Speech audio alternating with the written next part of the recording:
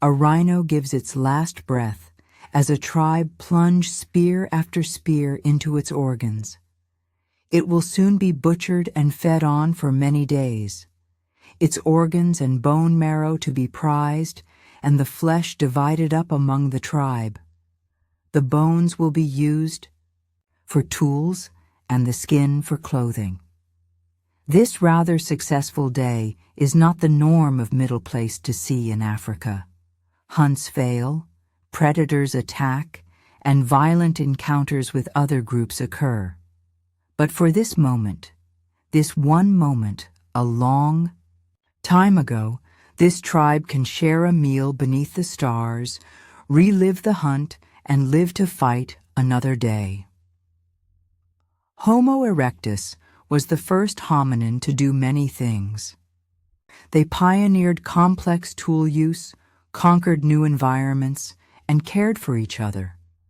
Through discoveries, we have learned that these ape-men were much more human than we once thought. They cared for each other, took care of the disabled, and didn't look all so different. They are among our most important ancestors and live on in you and I to this day.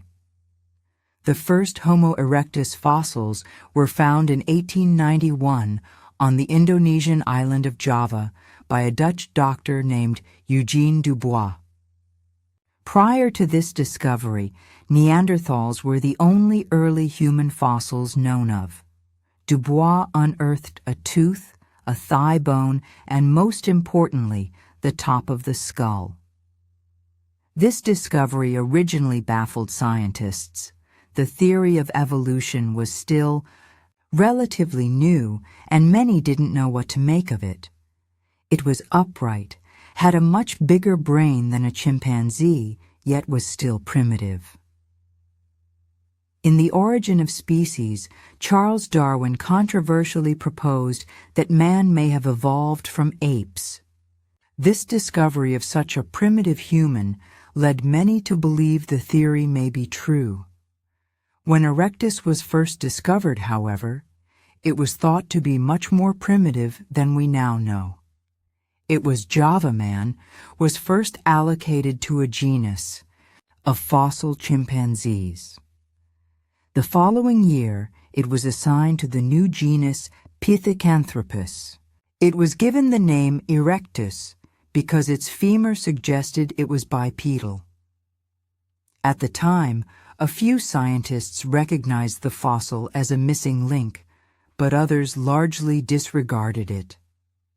Luckily, Java man was not the only Homo erectus fossil.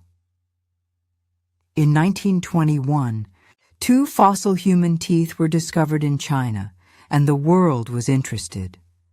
Subsequent excavations uncovered about 200 human fossils from more than 40 individuals. They were dubbed Peking Man.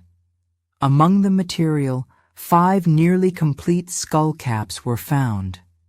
Now science had not only Java man, but also Peking Man, separated by hundreds of miles, but they were seemingly very similar species. The existence of these ape-men was now undeniable to the reasonable man. Both were formally renamed as Homo erectus in 1950. Since they were discovered in Asia, this led many models of human evolution to have an Asian origin. However, a few naturalists, including Darwin, pointed out that both chimpanzees and gorillas were African and only exist there. Charles Darwin, guy was really ahead of his time, huh? Throughout the 20th century, the place of Homo erectus in human evolution was heavily debated. It was only with further discoveries of the species and other human species that we got a true idea about their place in human evolution. The difficulty in understanding this species mainly stems from just how widespread they were and how long they were around for.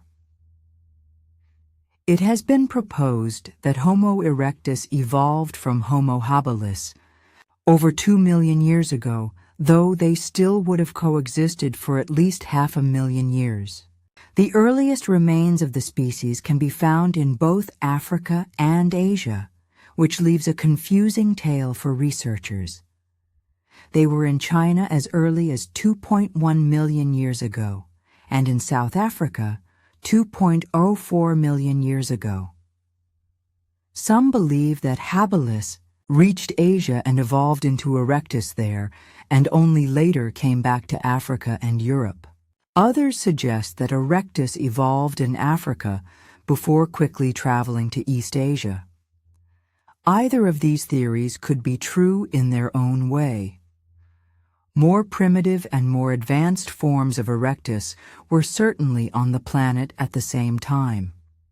It could be that primitive Erectus left Africa, evolved in Asia, and some returned to Africa with more advanced genetics. It is quite hard to postulate any theory, given the complexity of this time in human evolution. There were certainly more primitive hominids, like Homo habilis, still around. They were able to mate with Erectus and may have set African Homo erectus back, while the ones in Asia were free to evolve into more advanced forms. Using the words advanced and primitive in evolution is usually frowned upon. In the sense of human evolution, though, advanced forms are typically more Homo sapiens-like, and this includes smaller jaws and larger brains. Since Homo erectus existed for about 2 million years, the species varied heavily.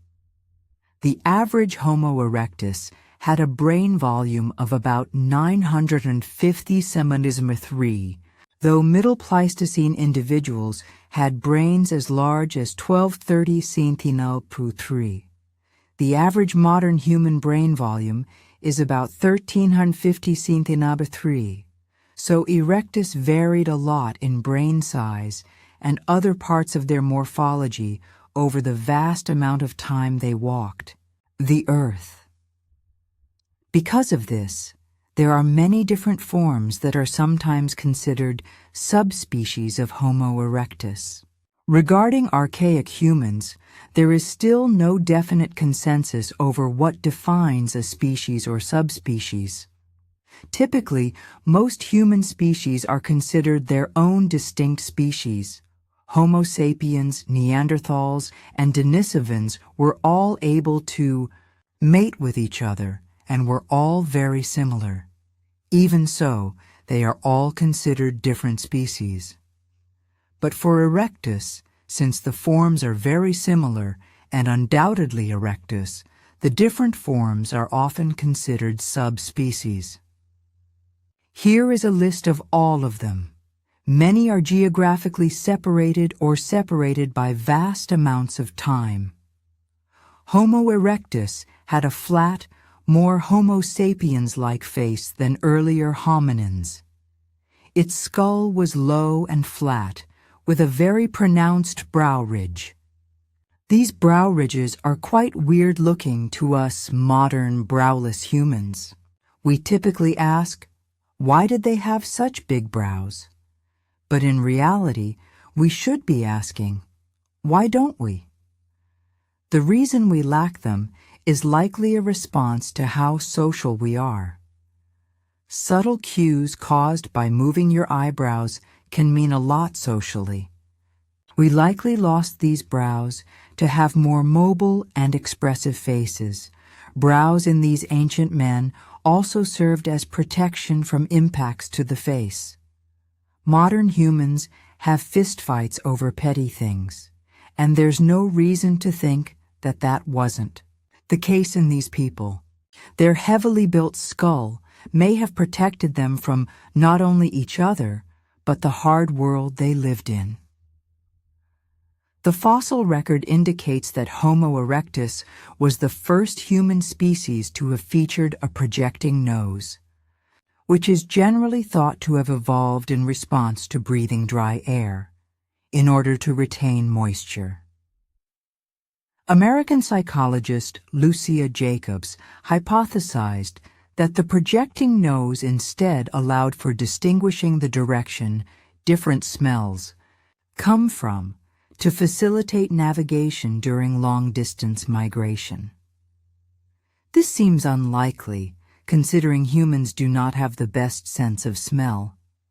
Like mentioned earlier, the average brain size of Homo erectus is about 950 cm 3 across the board.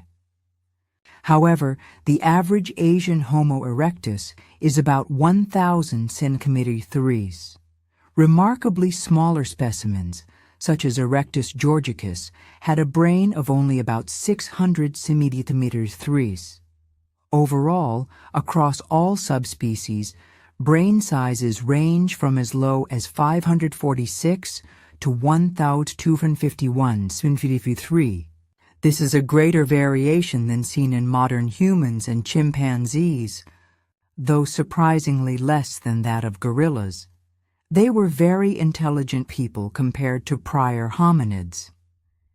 It is quite hard to study how smart these people were by looking at their skulls.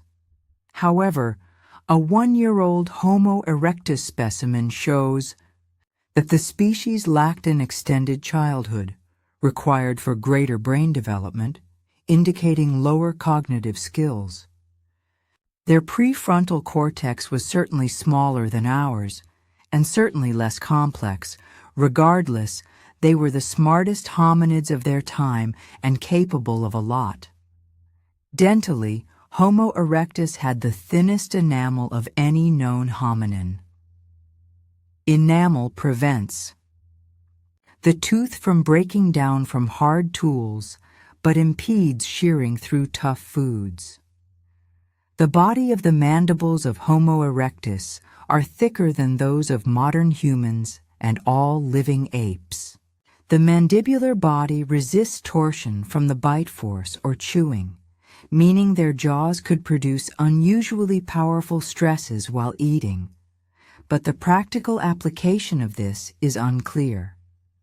The premolars and molars also have a higher frequency of pits than Homo habilis, suggesting that Homo erectus ate more brittle foods. These all indicate that the Homo erectus mouth was less capable of processing hard foods and was better at shearing through tough foods, thus reducing the variety of foods it could process. This was likely a response to tool use. Like modern humans, Homo erectus varied widely in size. They were as small as 146 centimeters, 4'9", and as tall as 185 centimeters, 6'1". They weighed between 40 and 68 kilo, 88, 150 lb. Though I suspect at 6'1", they would have been a little heavier than 150 lb, because that is quite lean. It is likely that they were quite lean. We like to imagine them as tanking brutes, but they didn't have access to 3 meals a day, and they did not lift heavy weights. Their diversity in size was due to regional differences in climate, mortality rates, and nutrition. Like modern humans, and unlike other great apes, there does not seem to be a great size disparity between Homo erectus men and women, though there is not much fossil data regarding this. Modern Homo sapiens women are 15 to 20% smaller than men. This is not that much, considering some Australopithecine men were about 50% bigger than the females. If Homo erectus did not exhibit substantial sexual dimorphism, then it is possible that they were the first in the human line to do so. Though the fragmentary fossil record for the earlier species makes this unclear, if yes, then there would be a substantial and sudden increase in female height, which in turn suggests a vast change in social structure. Homo erectus had about The same limb configurations and proportions as modern humans, implying human-like locomotion.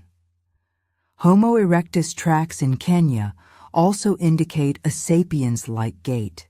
A modern, human-like shoulder suggests an ability for high-speed throwing, which was likely a very important aspect of their life. It is unknown when our human ancestors lost the majority of our body hair. Genetic analysis suggests that high activity in the melanocortin-1 receptor dates back to 1.2 million years ago.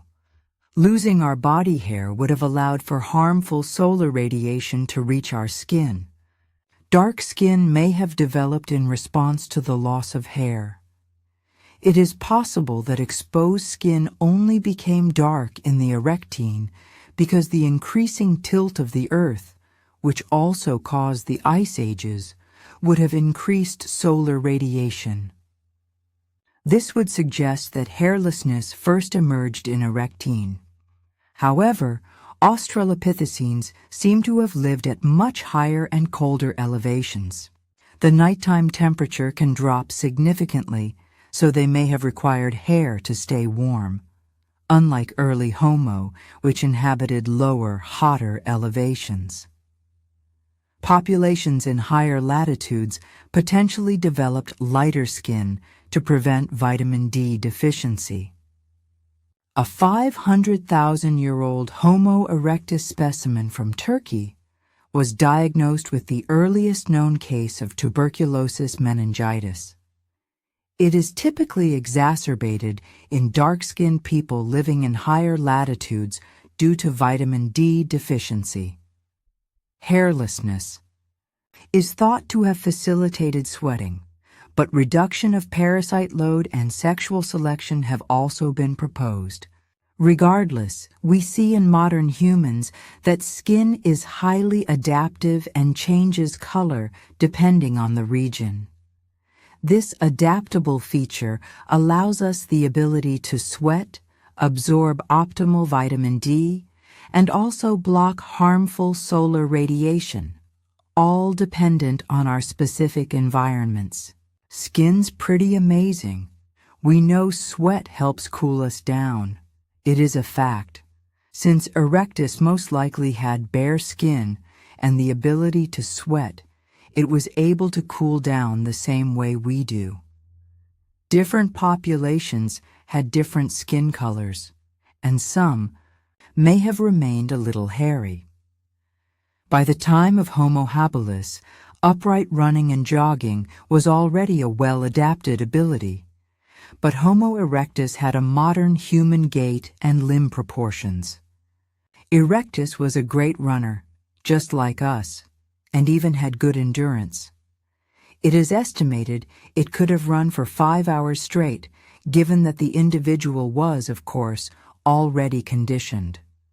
This would have allowed them to do many things unique to them, not only as humans, but as animals. They could run down animals until they collapsed due to heat stroke and exhaustion. This strategy is still used by the San Bushmen of southern Africa to hunt herd animals like kudu and antelope.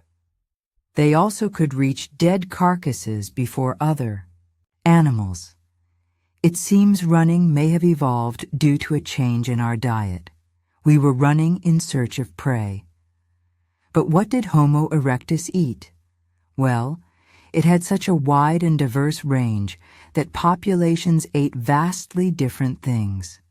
The increase in brain size is often associated with a meatier and higher calorie diet. Energy-expensive guts decreased in size in Homo erectus due not only to a more nutritious diet, but also due to further processing of food, such as cooking. This would have increased brain size indirectly while maintaining the same caloric requirements of ancestor species. Homo erectus may have been the first hominin to use the hunter-gatherer food strategy. This would have emphasized teamwork, division of labor, food sharing, and tool production. This facilitated a large increase in brain size. One of the most amazing things I find about this species is its love for very large game.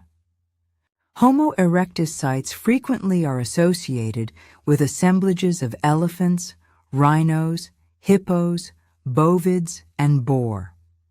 It is thought that Homo erectus was actually quite dependent on large game. For example, the disappearance of erectus from the Levant region of Asia is correlated with the local extinction of the straight-tusked elephant. Hunting these large animals would have left a lot of leftovers. It is possible that the meat was preserved by drying. We know from fossil evidence that they enjoyed bone marrow, and it seems a lot of the carcass was eaten. But not all groups of erectus depended on such large game. Its diet varied widely, depending on location. At the Gesher Benot Yaakov site in Israel, this group of Homo erectus ate 55 different types of vegetables, fruits, seeds, nuts, and tubers. They even used fire to cook plants that were otherwise inedible. Across the world, they also preyed on amphibians, reptiles, birds, and invertebrates. At a 1.95 million-year-old site in the East Turkana Basin in Kenya, the inhabitants ate many aquatic creatures. Besides bovids, hippos, and rhinos, they also ate turtles, crocodiles, and catfish. The large animals were likely scavenged, but the turtles and fish were likely caught live. Dentally, their mouths could not handle as tough food as their ancestors, but their tools and use of fire made almost anything edible. In 1999, British anthropologist Richard Wrangham proposed the cooking hypothesis, which states that Homo erectus speciated from ancestral Homo habilis because of fire usage and cooking 2 million years ago. This was meant to explain the rapid doubling of brain size between these two species in only a 500,000-year time span. Cooking makes protein more easily digestible, speeds up nutrient absorption, and destroys foodborne pathogens. This would have increased the environment's natural carrying capacity, allowing group size to expand, causing selective pressure for sociality, and requiring greater brain function. However, the fossil record does not associate the emergence of Homo erectus with fire usage, nor is there evidence that cooking was widespread at this time. Rather, the doubling of brain size can generally be explained by an overall more nutritious diet, not necessarily one requiring cooking. The earliest evidence of fire being used by hominins in the fossil record is, at most, 1.7 million years old, but this evidence remains unconfirmed. There is evidence of reddened sediment in Kubifora, Kenya, that reached temperatures as high as 400 degree, 750 degree, over 1.5 million years ago. However, it is not confirmed that this was caused by humans, since natural fires occur as well. After c. 1.5 million years ago, sites with signs of burning become more common, and by about 1 million years ago, the controlled use of fire is widely accepted by scholars. It is a fact that these species used fire, especially after 1 million years ago, but it is very likely they were using it long before then. It may have started with a simple bushfire. Primitive men may have approached the flames to find cooked animals inside and realized how delicious their flesh was. Maybe it even became a habit. When a fire started, they would rush in after it burned out to search for free food. Perhaps they even developed a sort of fascination or appreciation for fire as it provided sustenance and warmth. For a long time, fire was probably only produced when nature made it. But eventually, Homo erectus likely learned how to create it themselves using flint or friction-based devices. Neanderthals are known to have made their own fire, so it's not unreasonable to think that some late H. erectus, especially from the Middle Pleistocene, could do so as well. Homo erectus is credited with inventing the Acheulean stone tools, which succeeded the earlier Oldowan tools. They were the first to make large lithic flakes and bifacial hand axes, multi-purpose tools akin to the pocket knives of their day. These tools were used for cutting meat, preparing plants, cutting wood, and perhaps even for killing animals. Acheulean tools were significantly more complex than Oldowan ones. They had standardized shapes and symmetry. Hand axes are found in large numbers at sites all around the world. The earliest records of these tools come from West Turkana, Kenya, dating to 1.76 million years ago. Oldowan-style tools were still used for some time before eventually being phased out. Acheulean tools found outside of Africa are no older than 1 million years, suggesting that the technology either spread to other populations or was carried by migrants from Africa. As mentioned, Homo erectus undoubtedly hunted animals, particularly large ones. But how did they actually kill their prey? For much of the species' existence, they lacked stone-tipped spears or projectile weapons. The first clear evidence of these comes from about 500,000 years ago in Homo heidelbergensis. More ancient erectus, over 1 million years old, likely hunted using wooden spears, stones for bashing, and hand axes for jabbing. Wooden spears are a relatively simple technology. Even chimpanzees use them. They can be effective for hunting small prey like fish and amphibians, but even large game could be taken down with wooden spears, provided there were multiple hunters and a coordinated effort. Their great endurance was likely used to exhaust prey over long distances. Once weakened, the animals could be killed with thrusts of spears and axes into their vital organs. Afterward, those same hand axes would have been useful for butchering the carcass. A fascinating discovery regarding their tool use is a barbed bone spear tip, dated to about 800,000 years ago. This piece of bone was most likely crafted by Homo erectus, and it shows a level of complexity not seen in many other tools. It featured 3 barbs. These barbs may have been helpful when spearing fish, as they are very slippery and can easily come off of a normal point. If they were able to craft complex bone tools, then perhaps they even made bone spear tips for taking down large game.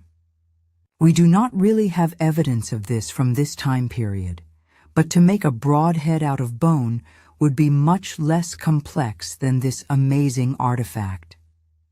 It is unfortunate that wooden spears and many other things made by these people do not survive the ages.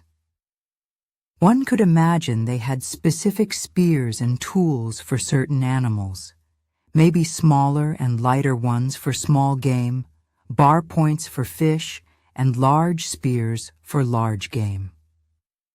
Besides active hunting, scavenging and foraging would have been a large part of their diet. Homo erectus was actually quite crafty in other ways than just breaking stone. On Java, Homo erectus produced tools from shells. Spherical stones are Found at Lower Paleolithic African and Chinese sites, they were potentially used as parts of bolas. This would indicate string and cordage technology. They also may have used clothes. It is unclear when clothing was first invented. Head and body lice diverged 170,000 years ago. Body lice can only inhabit clothed individuals. This suggests that modern humans were clothed well before leaving Africa. If they were in use before encountering cold climates, then this suggests that African Homo erectus may have had clothes. The oldest hide scrapers are about 780,000 years old. This, of course, does not necessarily mean clothing, but it is notable nonetheless. One of the most interesting things I find about ancient hominins is the art they produced. Not much exists for Homo erectus, likely due to them being very ancient, but we still do have some examples. An engraved shell with geometric markings is the oldest example of art, about 546,000 years ago. Art-making capabilities could be considered evidence of symbolic thinking, which is associated with modern cognition and behavior. Archaeologist Alexander Marshak asserted that the incised lines on an ox rib found at an Acheulean lithic site in France are similar to the designs found in Upper Paleolithic cave art. 3 ostrich eggshell beads associated with Acheulean lithics were found in northwestern Africa, the earliest such beads ever found. Acheulean debitage has also been found in France and Israel. The Middle Pleistocene Venus of Tantan and Venus of Barakat Ram are postulated to have been crafted by Homo erectus to resemble a human form. They're mostly formed by natural weathering, but slightly modified to emphasize certain groups that suggest hairline, limbs, and eyes. The former has traces of pigments on the front side, possibly indicating it was colored. Homo erectus may have been the first hominin to collect red-colored pigments, mainly ochre. Ochre lumps as old as 1.4 million years are found in Tanzania and become more common throughout time. Red, yellow, and brown ochres were all used. It is unclear what these pigments were exactly used for, possibly to color objects or possibly even as body paint. Regardless, this shows that they exhibited some sense of symbolic thinking beyond basic survival. They also may have made shelters. In 1962, a circle made of volcanic rocks was discovered at Olduvai Gorge. Paleoanthropologists suggest that these rocks were used to support poles stuck into the ground, possibly to support wall or roof structures. In Europe, evidence of constructed dwelling structures dating to or following the Holstein Interglacial has been claimed in Germany. The oldest evidence of dwelling in Europe comes from a site in the Czech Republic from 700,000 years ago, from the Cromerian Interglacial. The earliest evidence of cave habitation is in the Wonderwerk Cave about 1.6 million years ago, but evidence of cave use globally is sporadic until about 600,000 years ago. Shelter is a natural human need, and it is interesting that some of these shelters correlate with glacial periods, but they were capable of even more complex construction. One of the most fascinating things about the species is their possible seafaring ability. Acheulean artifacts found on isolated islands have raised many questions. Some places have easy answers. During the last glacial period, sea levels were much lower. This allowed hominins to just walk to places that are now considered islands. The problem occurs when we find artifacts on islands that were never connected to the mainland, sometimes even by many miles. Evidence suggests that Homo erectus may have been seafaring by as early as 1 million years ago.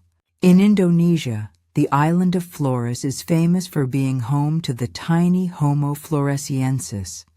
I made an entire video on just this species, so I'll not go into too much detail here. Long story short, it is thought that Homo erectus may be the ancestor of these hobbits. This is hardly a fact, and researchers do not really agree if it's true. Regardless, we know that Homo erectus was in the area at the time, and many think that they were indeed the ancestors of Homo floresiensis. But Flores is an island that has not been connected to the mainland for over 1 million years. This means that Homo erectus would have had to travel over 15 miles, or 24 kilometers, to adjoining islands, and over 40 miles to get to mainland. Flores. It is possible that populations of Homo erectus could have swum this far. Professional swimmers can swim much further than 15 miles with proper training and preparation. But the average person could only swim about 1 to 2 miles on a moment's notice, and even that is very optimistic. It is very unlikely that Homo erectus swam there, mainly because of rough waves, currents pulling you out to sea, and the fact that in a tribe of humans there are bound to be some young people, and there's no way a baby or a kid is going to swim 15 miles or 24 kilometers. Flores isn't the only island that shows evidence of Homo erectus habitation. The island of Crete actually has hand axes that are over 100,000 years old. Now it is not known for certain which species made these axes. It could have been Neanderthals, Homo heidelbergensis, or Homo erectus. But for our purpose, it doesn't really matter. If any of these species could have gotten to Crete, which is over 90 miles from the nearest land, then it proves that they must have been capable of creating some type of boat or flotation device. It is honestly so fascinating that one of those species made it to Crete. That is a very long distance. It's also possible that they were the first European mariners as well, and crossed the Strait of Gibraltar between North Africa and Spain. Homo luzonensis is dated between 771,000 and 631,000 years ago. Because Luzon has always been an island, their ancestors would have had to make a substantial sea crossing across the Huxley Line. Luzon is separated from other islands by well over 50 miles, or 80 kilometers. Not a swimmable distance. Dang it, I just realized that some of you are going to suggest the aquatic ape theory, but please don't. I urge you to look up some criticism of this theory before blindly believing in it. There is a reason science as a whole has largely dismissed it. Anyways, as for the boat used, it could have been made in a variety of ways. A simple boat may have consisted of a single buoyant log or multiple logs bound together. They could have used this to swim alongside. A reed boat may have been possible. There's always the possibility that they made much larger and more complex boats that kept them above water, something perhaps like a dugout canoe. But a dugout canoe even takes many days to make with steel tools. Unfortunately, archaeological remains of boats are very poor due to them being made out of perishable materials. They don't really survive the passage of time. The world's oldest known ship dating between 8040 and 7510 BC, is the Pesa canoe. There are petroglyphs from 12,000 BCE showing reed boats in the Gobustan Petroglyph Reserve in modern Azerbaijan, which was once on the edge of the much larger Caspian Sea. It's unfortunate that we may never know what these boats looked like, but with the knowledge that they must have created them, it gives us clues about their intelligence. To make a voyage, spanning many miles of sea with crafts they constructed, a certain level of coordination must have been attained. This suggests that they may have had a complex language. Neurologically, all Homo have similarly configured brains, and likewise, the Broca's and Wernicke's areas of Homo erectus were comparable to those of modern humans.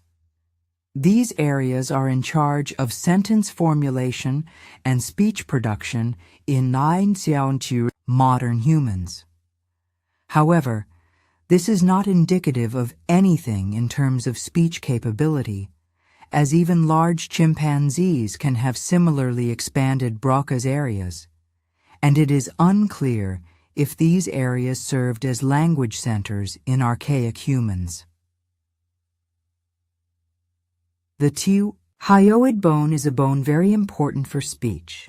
A 10,000-year-old Homo erectus hyoid bone from Castel di Guido, Italy, is bar-shaped, more similar to that of other Homo than it is to non-human apes and Australopithecines, but it is devoid of muscle impressions and has a shield-shaped body, meaning Homo erectus lacked a human-like vocal apparatus, and thus anatomical prerequisites for a modern human level of speech.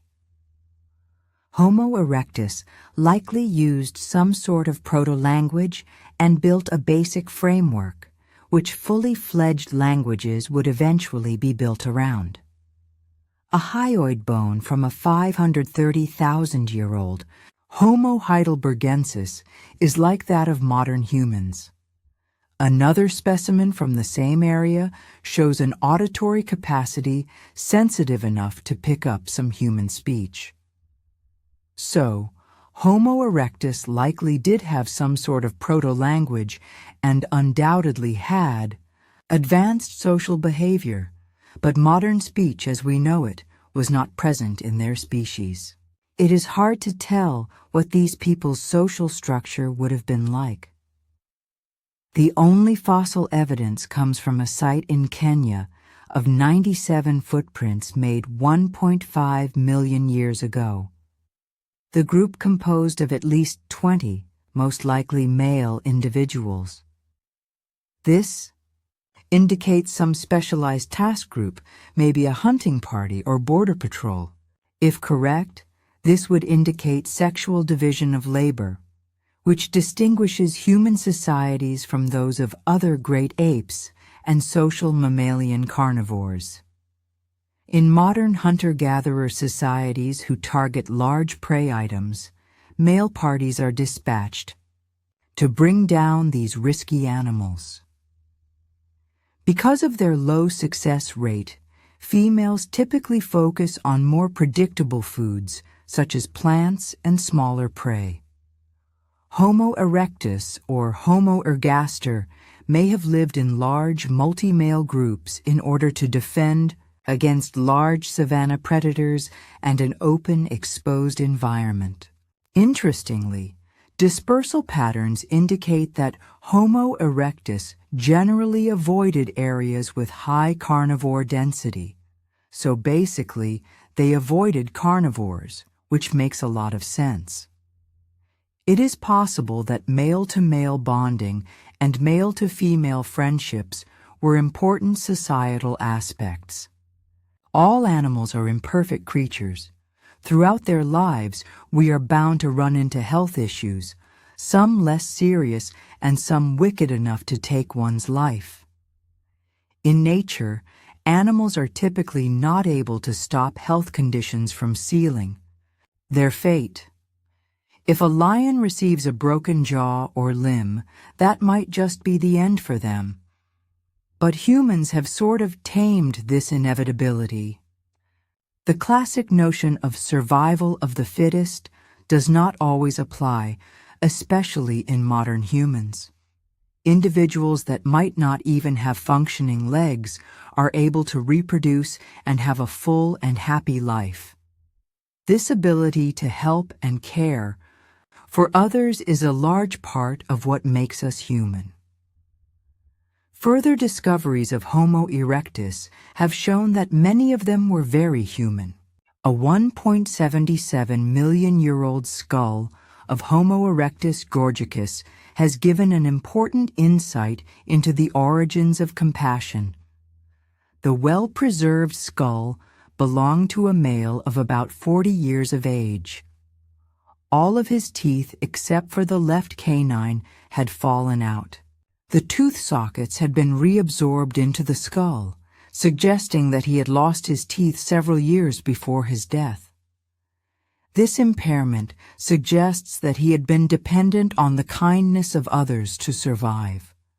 With only one tooth, he couldn't chew up tough meat or raw vegetables.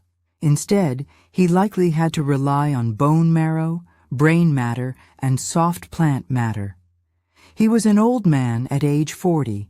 His body was likely not in the best condition as well. It is unlikely he foraged for all of his food. If he did, he may have starved to death given the state of his teeth. He was likely cared for and valued by his tribe. These people are not savages. Just like you or I, we don't ship our grandparents off to death when they are no longer useful to society. We are human enough to care for them until their last days, and this Homo erectus was likely cared for in the same way. It should come as no surprise to us that our ancestors, even as far back as Homo erectus, felt the same powerful emotions that make us human.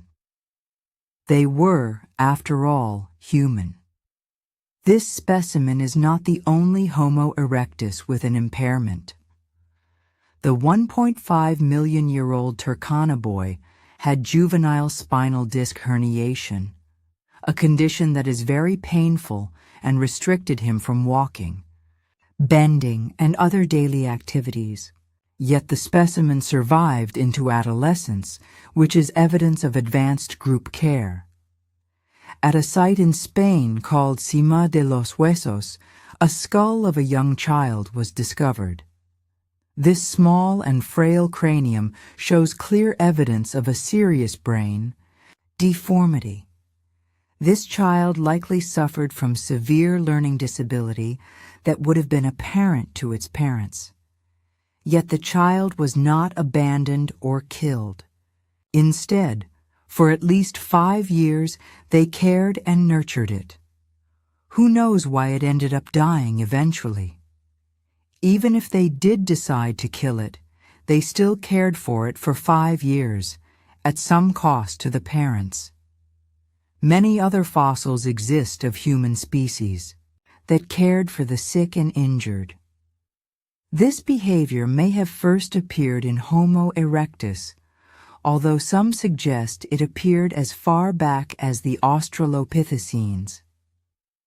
Even chimpanzees certainly cared for their kin, though typically in a much more utilitarian way. To actually help an individual with their condition is much different than just caring for them. If a chimp had no teeth, he would probably starve, for the other chimps would not understand the problem. So, it takes not only a certain level of intelligence, but also the ability to care for an animal to actually help their kin with a health issue, a behavior seemingly limited to the human line, although there do exist other examples. This species began to decline with the emergence of other human species. Its descendants, made up of their genetics, went out with the old and in with the new, just like how Neanderthals and Denisovans went extinct. We slowly conquered and absorbed their genetics. It is likely the same thing happened to old Homo Erectus. They survived for almost 2 million years. It was only until modern hominins appeared that they were replaced. But it seems climate also played a role. In 2020, researchers reported that Homo erectus and Homo heidelbergensis lost more than half of their climate niche. The climate began to change around 100,000 years ago, and they likely couldn't adapt, the same way other species could. The first Homo sapiens lived alongside them and encountered them on many occasions. The world 100,000 years ago was full of many unique human and ape species. On our trek out of Africa, we encountered Neanderthals, Denisovans, Homo erectus, and even very distantly related apes like Gigantopithecus. Back then, the world was a strange place. The movie Quest for Fire actually displays this world quite well. In the movie, the protagonist group of Homo sapiens ventures through a world of other human species and predators. One of my favorite scenes is when they run into a much more primitive group of apes. This was the reality of the time. If your group wanted to travel and find new food sources, you might just run into a more primitive group of barbaric beasts, and I can't imagine these meetings were often friendly. Homo erectus would slowly fade throughout the world. They survived in Java until about 100,000 years ago before completely going extinct. They may have survived a little later, but we don't know this for sure. These people are human, just as human as you or I. In fact, they were the precursors of many aspects about us today. What they did on this planet affects us all, and their genes live inside of us today. Though they were quite primitive, especially in older forms, they were capable of a lot. In their more modern forms, they had fire, likely boats and culture. They sort of never really went extinct because their descendants were the other species of Homo, like Homo sapiens, Neanderthals, Denisovans, Homo heidelbergensis, Homo antecessor, and Homo floresiensis. Even some of these species' genetics still live in us today. The way in which all these species are connected is very complicated and debated. Regardless, Homo erectus is the ancestor to about all of them. It is thought that Homo floresiensis in particular is a direct descendant of a group of Homo erectus about 1 million years ago. For Homo sapiens, Denisovans, and Neanderthals, our story is a little different. We are likely descended from Homo heidelbergensis, which itself descended from Homo erectus. It is one of the most important of our ancestors. It was the first to leave Africa, discover fire, make complex tools, cross the ocean, and form complex social groups. As we saw in the section about injured individuals, they were passionate people that cared for each other. Fortunately, we can appreciate their existence, just like people will do to us one day. Well, I said just about all there is to say about these people. New fossils will be discovered, theories proven wrong, and new ideas proposed. Some of the things I said in this video will become outdated, and some of them probably already are. Feel free to leave any corrections down below. Thanks for watching. Make sure to like and subscribe. It really helps out the channel.